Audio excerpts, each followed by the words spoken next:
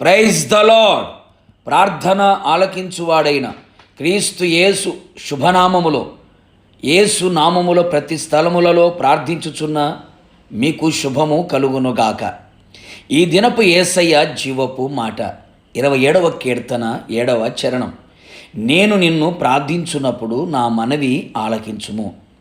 యేసయ్య సన్నిధిలో మోకరించి పవిత్రమైన పెదవులతో, పవిత్రమైన హృదయముతో, పవిత్రమైన చేతులెత్తి ప్రార్థించుచున్న నా దేవుని ప్రియ దైవ జనాంగమా, మనము అనుదినము సేవించుచున్న యేసునాథుడు మన ప్రార్థన ఆలకించువాడై ఉన్నాడు.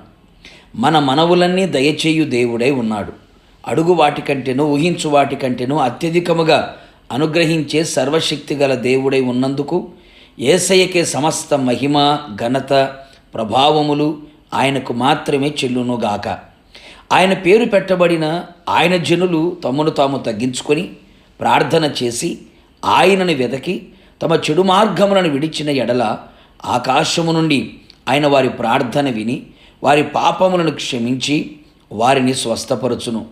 ఆయన మందిరములోనికి వెళ్ళి ఆయన సన్నిధిలో హృదయమును కుమ్మరించి ప్రార్థించిన ఎడల ఆ స్థలమందు చేయబడు ప్రార్థన మీద ఆయన తన కనుదృష్టి నిలుపును.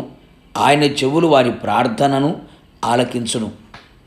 కావున నా దేవుని ప్రియులారా, శరీరములో అనారోగ్యమా, మనస్సులో నెమ్మది లేదా, హృదయములో కలవరమా, భయమా, ఆందోళన, కుటుంబములో అసమాధానమా, చేయుచున్న పనులలో దీవెన లేదా, ఏ పని చేసినా ఓటమి, అపజయం ఆవరించుచున్నదా, సమస్యల సుడిగుండములు చిక్కుకొని సమస్యల సంఖ్యలతో బంధించబడ్డావా, కష్టాల కొలిమిలో కాల్చబడుచున్నావా, కుటుంబ సమస్యలతో సతమతమవుచున్నావా, ఎవరికి చెప్పుకోలేక దిక్కుతోచని పరిస్థితులలో గమ్యమేమి కానరాక కన్నీళ్లతో కాపురము చేయుచు దేహము క్షీణించిపోయి నిట్టూర్పులతో ఏండ్లు గడిచిపోవుచున్నావా, మరణమే శరణం అనుకొని పయనము కొనసాగించుచున్నావా?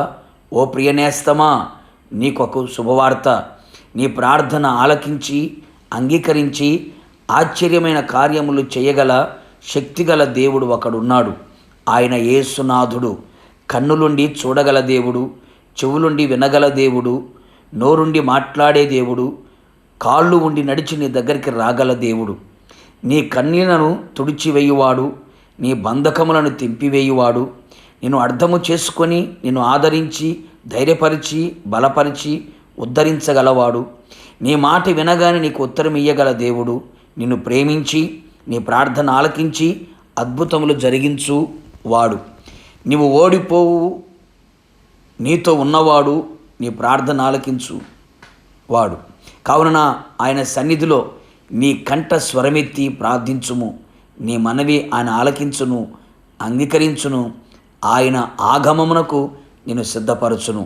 ప్రార్థన. అత్యంత కృపా కనికరము కలిగిన నా ప్రియ పరలోకపు తండ్రి, నీ పరిశుద్ధమైన పాదములకి స్తుతి స్తోత్రములు చెల్లించుచు ఉన్నాం.